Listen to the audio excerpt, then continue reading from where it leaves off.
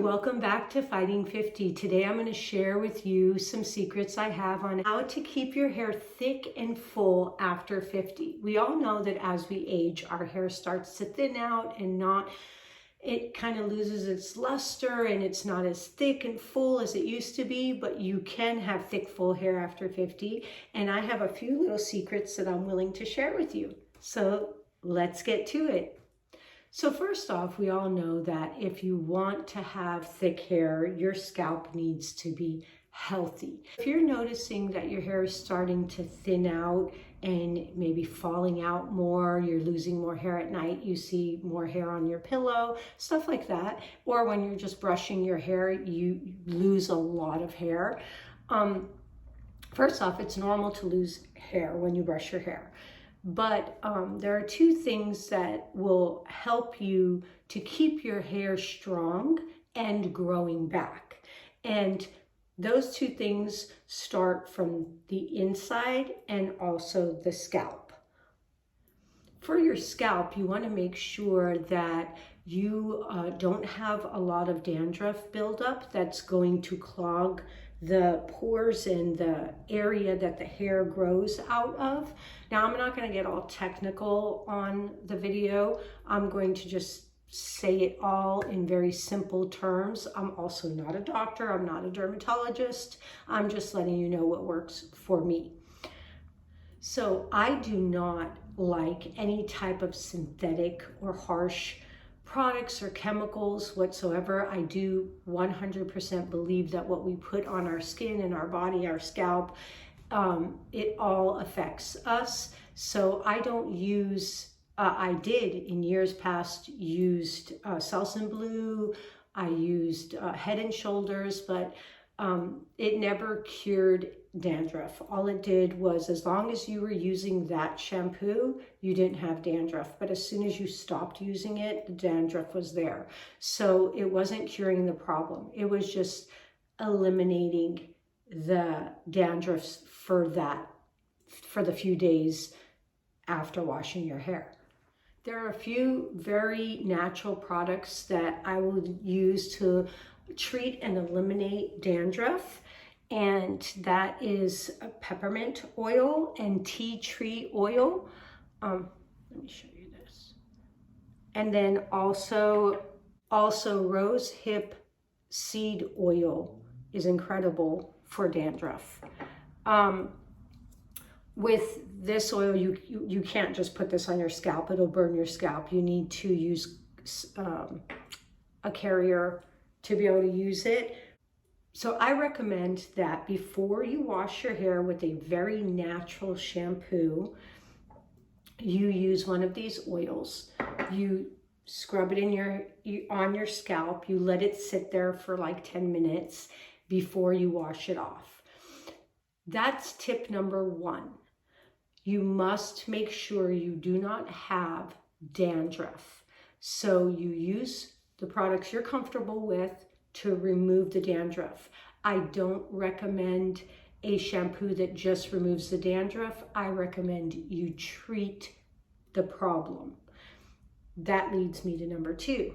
Number two is what you're eating internally that's causing you to have dandruff, and what you could eat and take internally to help you not have dandruff. So dandruff is caused when you have too much oil in your hair. But here's the thing. Most people say, oh, wash your hair more and it will get rid of the dandruff. That's not necessarily true. It depends what you're washing your hair with and what your activity level is and how your scalp reacts to what you're doing. Each person is individual. So if you're treating your dandruff, then after you do that treatment, you shouldn't overwash your hair. You obviously shouldn't underwash your hair, but you need to find the balance that works for your body and the way your body processes the cells. That being said, there is a big cause in dandruff that most people don't know about or have never heard of, and that is a type of yeast. You would literally need a 2-hour video for this, so it's so hard to just cram it all into one thing. As women get older, we start to lose all of our estrogen, and all of our hormones are out of whack. That causes problems in every single part of your body. For me, as soon as my hormones started to get unbalanced, my body started to give me yeast infections like crazy. I have never had that in my entire life. And all of a sudden, any little thing was causing me a yeast infection. If I had certain soaps, certain toilet papers, certain detergents that I was cleaning my toilet with, like it is so, well, that's a whole nother video. I'm sorry, I'm rambling on. This is about your hair. So anyway, yeast is something that causes you to have bad dandruff. What do you do to eliminate yeast from the inside of your body and the outside? Your skin, everything could have a yeast or fungus infection that you don't even know about. So internally, I drink a cup of kefir in the morning, first thing, on an empty stomach. I get this in my system. In the afternoon, I eat a cup of organic yogurt that is very high in probiotics. That's going to help regulate the yeast in your gut, in your body. So once you've eliminated, or as you are eliminating the dandruff and the yeast from your body, you need to always make sure you stimulate your scalp. So you're going to brush your hair in the morning for 5 minutes and at night for 5 minutes. It sounds like it's like tedious, but trust me, if you do it, it's going to stimulate. You could also do scalp massage, which helps, but for me, I find it a lot easier to just simply brush my hair.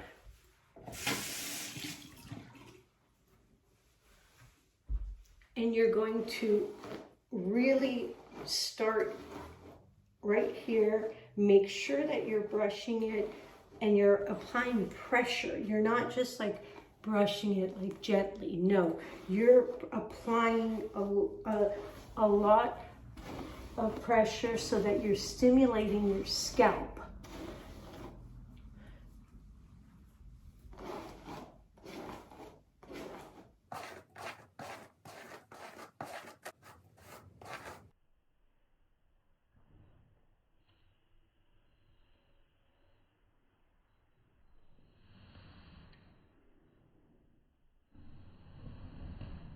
So after you brush your hair for, 3 to 5 minutes, I do 5 minutes, but you could start off with 3 minutes. It might get like a little bit annoying. After you brush your hair for 3 to 5 minutes, you're going to massage your scalp.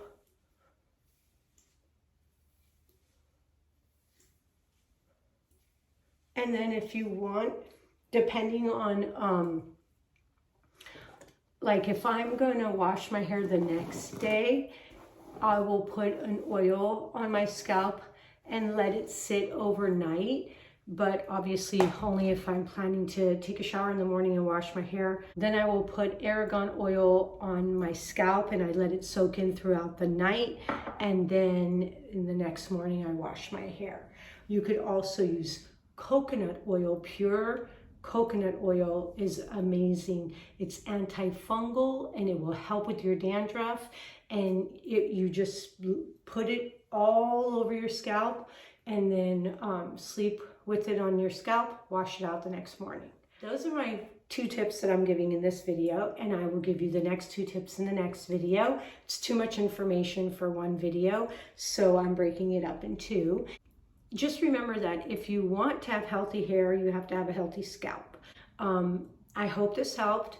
I hope you enjoyed the video. If you did, give it a thumbs up. If you like my videos, subscribe. And remember, healthy scalp, healthy hair.